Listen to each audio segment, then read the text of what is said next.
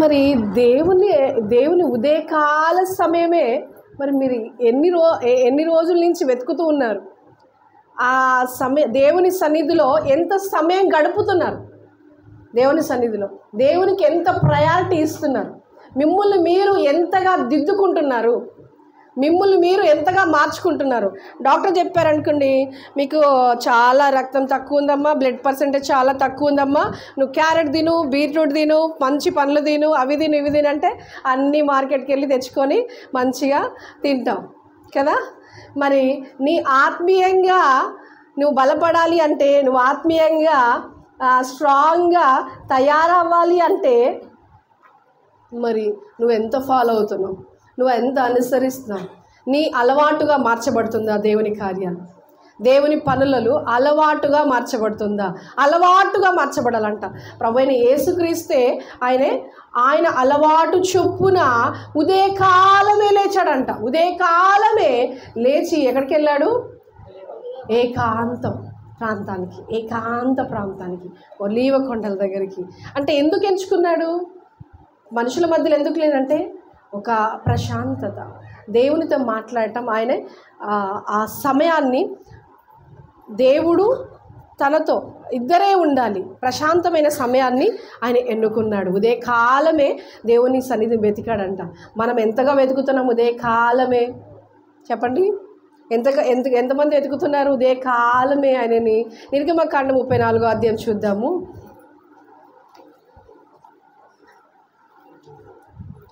34వ అధ్యాయం 2వ వచనము. నిర్గమకాండం. ఉదయమునకు నీవు సిద్ధపడి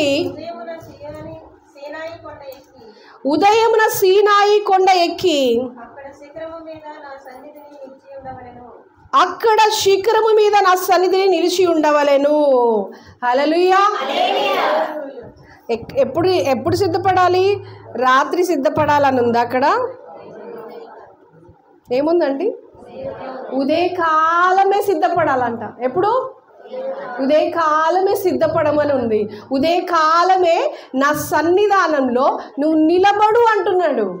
మరి ఎంతగా మనము ఈ ఉదయకాలము మనం ప్రయారిటీ ఇస్తున్నాము దేవుని పనులకు, దేవునితో సహవాసంలో ఉండటానికి మనం ఎంత టైం తీసుకుంటున్నాము? ఉదయకాలం ఇస్తున్నామా? ఉదయకాలమే లేచిన వెంటనే పెందలకడనే ఇంకా చీకటిగా ఉండగానే ప్రభు ప్రార్థించడానికి వెళ్ళాడంట. మరి నువ్వు సూర్యుడు వచ్చిన దాకా పడుకోవటం, సూర్యుడు వచ్చిన దాకా నీ పనులు చేసుకోవటం కాదు. లేవగానే ఇంకా చీకటితో ఉండగానే నీవు ప్రభు సన్నిధిని వెతకాలి. ఆయన సన్నిధిలో సిద్ధపడి ప్రార్థించాలి. ఇక్కడ మరి మోషేతో అంటున్నాడు, దేవుడు మాట్లాడుతున్నాడు, ఉదయకాలమే నీవు సిద్ధపడు అంటున్నాడు. ప్రతి ఉదయం కూడా మనం సిద్ధపాటు కలిగి ప్రభు సన్నిధిని వెతకాలి. ప్రతి ఒక్కరు వెతికేవారుగా ఉండాలి. మరి మన కుటుంబాలు మార్చబడాలి, మన కుటుంబాలు కట్టబడాలి, మన కుటుంబాలలో ఆశీర్వాదాలు దీవెనలు పొందుకోవాలంటే ప్రతి ఉదయమే దేవుని సన్నిధిని వెతికినప్పుడు నూతనమైన కార్యాలను పొందుకుంటావు, నూతనమైన కార్యాలు చూడగలుగుతావు. మరి ఉదయమే నువ్వు ఇల్లు క్లీన్ చేసుకోవటం మర్చిపోతావా? ఖచ్చితంగా లేవగానే చీపురు పట్టుకుంటారు జనాలు, బయట ఇంట్లో అంత క్లీన్గా చేసుకుంటారు. మరి నీ ఆత్మకు క్లీనింగ్ ఏది? నీ ఆత్మను ఎట్లా కడుక్కుంటావు? నీ శరీరాన్ని ఎట్లా కడుక్కుంటావు? మరి నీ ఆత్మను ఎలా క్లెన్స్ చేసుకుంటున్నావు? నీ ఆత్మను మరి ఎలా కడుక్కుంటావు అంటే ప్రభు సన్నిధిలో మనము గడిపినప్పుడు, కన్నీటితో ప్రార్థించినప్పుడు నీ ఆత్మ కడగబడుతుంది, బలపడుతుంది. దేవుని స్వరాన్ని వినగలుగుతాం, మనం దేవునితో మాట్లాడగలుగుతాం. ఇక్కడ మోషేతో అంటున్నాడు దేవుడు, మరి నీవు సిద్ధపడి ఉదయమే రా. ఎక్కడికి? సీనాయి కొండ దగ్గరికి రా. ఏ నరుడు కూడా అక్కడికి రాకూడదు, ఏ జంతువు కానీ అక్కడ కూడా ఆ చుట్టూ కూడా ఏది కూడా మేయకూడదు, అక్కడికి రాకూడదు అంటున్నాడు. నీవు మాత్రమే రా, ఒంటరిగా రాని పిలుస్తున్నాడు మోషేను. మరి పిలుస్తున్నప్పుడు ఆ మాటకు లోబడి ఆయన సిద్ధపడి అక్కడికి వచ్చి ఉన్నాడు. మరి అక్కడ ఒక మాట ఉంటుంది, అక్కడికి వచ్చినప్పుడు దేవుడు యెహోవా దిగి వచ్చెను అనే మాట ఉంటుంది. ఇంకో మాట 4వ వచనంలో, ఉదయమందు పెందలకడ లేచి ఆ 2 పలకలను చేత పట్టుకొని సీనాయి కొండ ఎక్కగా మేఘములో యెహోవా దిగి అక్కడ అతనితో నిలిచెను. హల్లెలూయా. దిగాడా లేదా దేవుడు? హల్లెలూయా.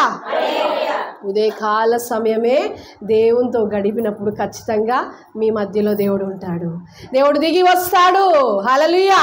మోషేతో మాట్లాడిన దేవుడు నీతో మాట్లాడడా? నిన్ను సరిచేయడా? నీ కుటుంబాన్ని సరిచేయడా? నీ భర్తను సరిచేయడా?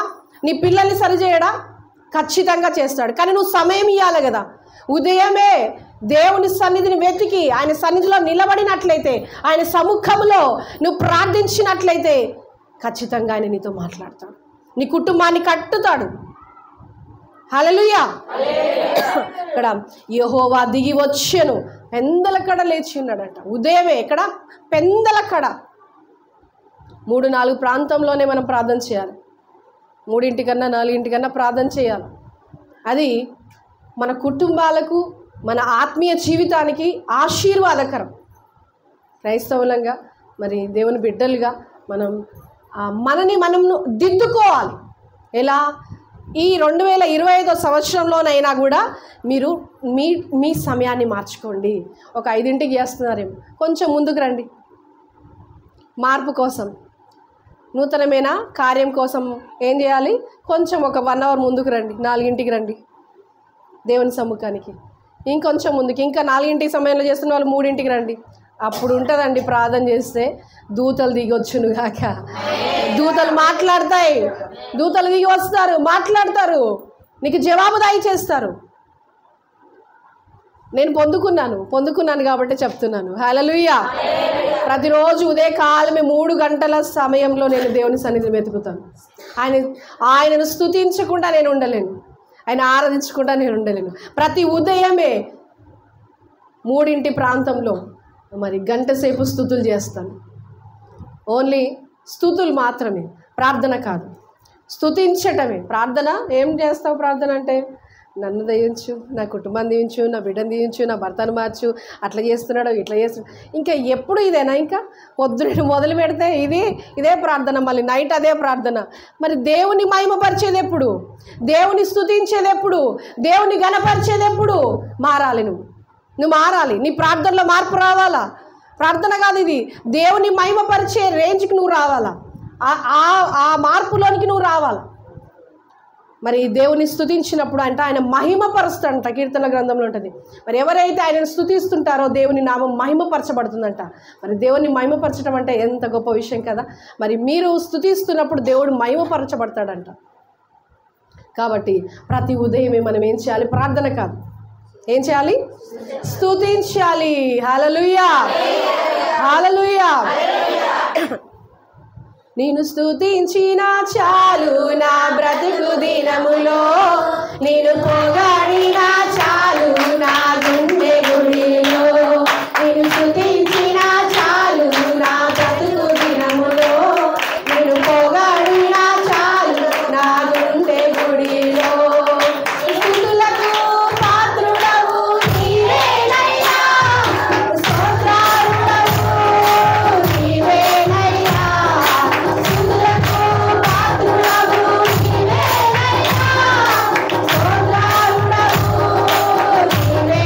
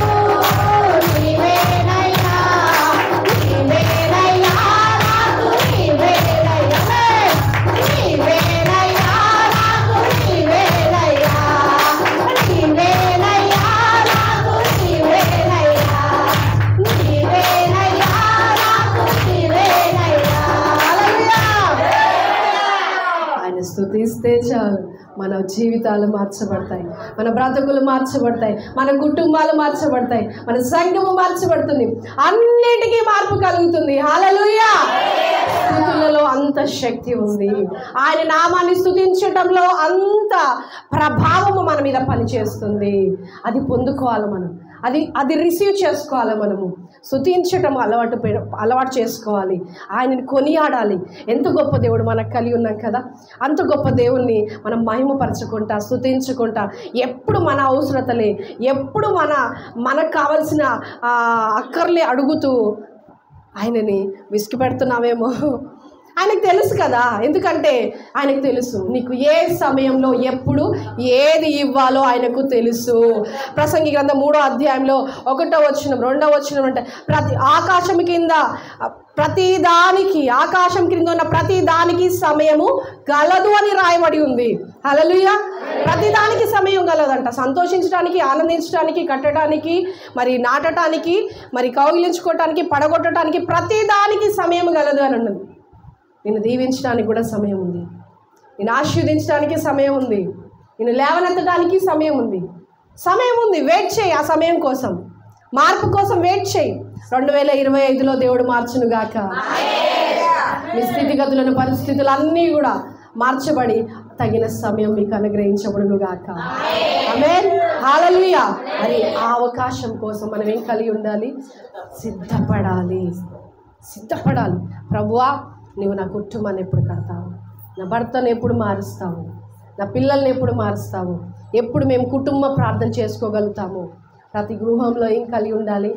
ఇంకొక మార్పు, రెండవదిగా ఏంటిదంటే స్తుతించడం ఒకటైతే కుటుంబంలో ఇంకోటి కుటుంబ ప్రార్థన.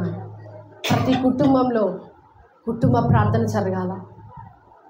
కుటుంబం అంతా కూర్చొని ప్రార్థించగలగాలి. ఒక మాట తెలుసు మీకు అందరికీ, ఎక్కడ 2-3 నా నామంలో కూడి ఉంటారు అక్కడ నేనుంటాను అంటున్నాడు. హల్లెలూయా. ఎక్కడ ఉంటారు తెలుసా? నీ కుటుంబంలోనే ఉంటాడు. నీవు, నీ భర్త, నీ పిల్లలు కూర్చొని ఉంటారుగా 4-3గా. అప్పుడు ఆయన అంటున్నాడు, ఎక్కడ 2-3 కూర్చొని ఉంటారో నేను మీ మధ్యలో ఉన్నాను. 1000 మందిలోనే నేను దిగి వస్తాను అని ప్రభు చెప్తున్నాడా? 1000 మంది, లక్షల మంది ఉన్నప్పుడే నేను దిగి వస్తా అని ఎక్కడన్నా రాయబడిందా? ఎక్కడ రాయబడలేదు. కానీ ఏం మాట ఉంది తెలుసా? ఎక్కడ 2-3 కూడి ఉంటారు అక్కడ నేను వస్తా అంటున్నాడు. ఎంత గొప్ప దేవుడు అండి. నీ ఒక్కదాని కోసం వచ్చాడు ఈ లోకానికి. నీ ఒక్కడి కోసమే ఈ లోకానికి వచ్చాడు. తెలుసా? ఎంత సంతోషం. మరి ఎంత సంతోషించాలి మనం. ఆయనే మనల్ని రక్షించడానికి వచ్చిన్నాడంట. మనని పాపం నుంచి విడిపించడానికి ఆయనే వచ్చిన్నాడు. హల్లెలూయా. మరి అట్టి కుటుంబ ఆరాధన జరగాలి, కుటుంబ ప్రార్థన జరగాలి. మరి అది చెయ్యాలి. మరి దేవుని వాక్యాన్ని చదవటంలో, మరి చదువురాని వాళ్ళంటే వదిలేయండి పక్కన. ఎందుకంటే ఇప్పుడు ప్రతి ఒక్కరికి సెల్ ఫోన్ లేని వాళ్ళు లేరండి. ఉన్నారా? ప్రతి ఒక్కరికి సెల్ ఫోన్ ఉంది కదా. మరి ఈ సెల్ ఫోన్ని మంచికి ఉపయోగించవచ్చు, చెడుకు ఉపయోగించవచ్చు. నువ్వు ఎలా వాడుకుంటే అలాగా ఆ ఫోన్ మంచికంటే మరి దాంట్లో వాక్యాలు వస్తాయి. అనేక దైవజనులు వాక్యాలు చెప్తారు. అనేక యాప్స్లలో బైబుల్ యాప్స్ ఉన్నాయి. వాయిస్ మీకు అర్థం కాని వాళ్ళు, చదువు రాని వాళ్ళు కూడా మరి దాంట్లో బైబుల్ యాప్ ఒకటి ఉంటుంది, వాయిస్ కూడా వస్తుంది. ఆ వాక్యాలన్నీ కూడా వినొచ్చు. మీరు ఏ యూట్యూబ్ ఛానల్ ఓపెన్ చేసినా కూడా మీకు వాక్యాలు వినొచ్చు. మరి మీకు ఆసక్తి ఉంటే, మీకు ఇంట్రెస్ట్ ఉంటే, దేవుణ్ణి ఇంకా తెలుసుకోవాలని అనుకుంటే ఎలానైనా తెలుసుకోవచ్చు, ఎలానైనా చేయొచ్చు. మరి మార్పు ఎక్కడ కలగాల? పాస్టర్లోనా? విశ్వాసంలో. కుటుంబం మారతలేదంటే ఎలా మారుతుంది? ఫస్ట్ నువ్వు మారిన తర్వాత నీ కుటుంబం అంతా కూడా మారుతుంది. నీ ప్రవర్తనే నీ కుటుంబాన్ని మారుస్తుంది. నువ్వు కూర్చొని ప్రార్థిస్తే, నువ్వు కూర్చొని ఆరాధిస్తే, నీ పిల్లలు కూర్చోరా, నీ భర్త కూర్చోడా, ఏదో ఒకరోజు వాళ్ళు కూడా నీతో జాయిన్ అవుతారు. ఏదో ఒకరోజు వారు కూడా కలిసి ప్రార్థించగలుగుతారు. హల్లెలూయా. మనం ఏం ఒప్పుకోవాలంట? మన పాపాలని ఒప్పుకోవాలి. ఏం ఒప్పుకోవాలి? మన పాపాలని ఒప్పుకున్నప్పుడు మనని పవిత్రులుగా చేస్తుంది. సమస్త దుర్నీతి నుండి ఆయనే మనని విడిపించును అంటున్నాడు. మరి నువ్వు ఈ 2024 సంవత్సరంలో ఏం చేయాలి? నీ దిద్దుబాటు ఏంటి? ఇవన్నిటినీ మార్చుకోవాలి, ఒప్పుకోవాలి నీ పాపాలు. మరి నీవు దేవుణ్ణి కలిగి ఉండి కూడా ప్రార్థించట్లేవు, వాక్యం చదవట్లేవు, మందిరానికి రావట్లేవు. మరి 10 ఆజ్ఞల్లో ఒక ఆజ్ఞ ఏంటి? విశ్రాంతి దినమును పరిశుద్ధంగా ఆచరించావు. మరి పాపం చేయటం అంటే నువ్వేదో ఒకరిని కత్తి తీసుకొని పొడిసి అది పాపం కాదు. మటన్ చేయటము, నరహత్య చేయవద్దు అనుంది. నువ్వు నరహత్య చేయటం అది పక్కన పెడితే నువ్వు పాపం అంటే ఏంటి? నువ్వు మందిరానికి రాకపోవటం కూడా, ఆచరించకపోవటం అది కూడా పాపమే. నువ్వు విశ్రాంతి దినాన్ని ఆచరిస్తలేవు, పాపం చేస్తున్నావు, తప్పు చేస్తున్నావు. పాపం అంటే ఇంకేదో తప్పుడు పనులు చేయటం కాదు. ఈ చిన్న చిన్న విషయాలలో కూడా మరి దేవుని మాటకు లోబడకుండా, దేవుని ఆజ్ఞలను అనుసరించకుండా మనం తప్పు చేస్తున్నాం. వాటిని చిన్న చిన్నవైనా కూడా మనము సరి చేసుకుందాం. ఈ 2024లో వాటన్నిటిని వదిలేసి ఉదయకాలమే పెందల కడ లేచి ఆయన స్తుతించి, ఆయన నామాన్ని మయంపరిచి, ఆయన వాక్యాన్ని ధ్యానించుకొని, కుటుంబ ప్రార్థన చేసుకుంటూ, కుటుంబంని ప్రార్థనలో కట్టుకుంటూ, మరి ఉపవాస ప్రార్థనలో గడుపుతూ, అన్ని రకాలుగా మరి ప్రతి వారంలో ఒక రోజు ఉపవాసం మీరు చెయ్యాలి. ఖచ్చితంగా చెయ్యండి. అలా చేస్తే ఇంకా మీ ఫ్యామిలీస్కి, మీకు ఆ గొప్ప ఆశీర్వాదం. ఒక మాట చెప్పి నేను ముగిస్తాను. సామెతలు 28వ అధ్యాయము 13వ వచనం. ఈ మాట చెప్పిన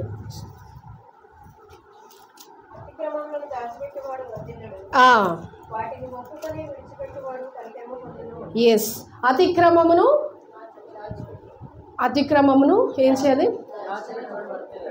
దాచిపెట్టువాడు వర్ధిల్లుడు అంటాం. దాన్ని ఒప్పుకొని విడిచిపెట్టువాడు కనికరము పొందుతాడంట. దేవుని కనికరం పొందుకునే వారుగా, మరి దేవుని కృప పొందుకునేవారుగా. మరి కృప ఎవరు పొందుకున్నారు? మరియా దూత అంటుంది, నీవు కృప పొందుతీవి, దయాప్రాప్తురాల నీకు శుభ. నువ్వు కృప, దేవుని వలన నీవు కృప పొంది ఉన్నావు. అట్టి కృప మనకు కూడా దేవుడు అనుగ్రహించునుగాక. మన పాపములన్నీ ఒప్పుకొని మన ఆత్మీయ జీవితంలో మరి ఇవన్నిటిని కూడా దిద్దుకొని సరి చేసుకొని 2025వ సంవత్సరంలో నూతనంగా సిద్ధపాటు కలిగి మనము ముందుకు వెళుదుముగాక. దావీదు అంటున్నాడు, నేను నా ప్రార్థనను, నా కంఠస్వరముని పరమునకు వినపడాలని నా ప్రార్థన కాచుకొని సిద్ధపరిచి ఉంచున్నాను. 5వ అధ్యాయము 3వ వచనంలో ఉంటుంది. తీయొద్దు, కీర్తనలు 5:3లో నా ప్రార్థన ఆయన కంఠస్వరం వినిపించాలని ఉదయకాలమే సిద్ధపరచుకొని కూర్చున్నాడంట. రెడీగా సిద్ధపరచుకున్నాడంట. ఒక భోజనం కాక ఏర్పాటు చేసినట్టుగా మనం గెస్ట్లు వస్తే రెడీగా మీల్స్ ఎలా రెడీ చేసి పెట్టుకుంటామో ప్రార్థన సిద్ధపరచుకున్నాడంట. అంత సిద్ధపాటు నీకు నాకు కలిగి ఉందుముగాక. మనం ఆయనలో మరి దినదినము నూతనమైన అభివృద్ధిలోకి వెళుదుముగాక. ఈ 2025 సంవత్సరం అంతా కూడా మీ కుటుంబాలలో నూతనమైన అభివృద్ధి కలుగునుగాక. మీ కుటుంబాలు, మీ జీవితాలను దేవుడు మార్చునుగాక. గొప్ప ఆశీర్వాదములు 2025లో మీరు పొందుకొందురుగాక. ఈ సంఘమును దేవుడు గొప్పగా ఆశీర్వదించునుగాక. మరి దేవుడు ఇచ్చిన ఈ సమయమును బట్టి మరి నన్ను ఆహ్వానించిన దైవజనులు మైకేల్ గారిని, మరి గ్రేసీ గారిని బట్టి వందనాలు తెలియజేస్తున్నాను.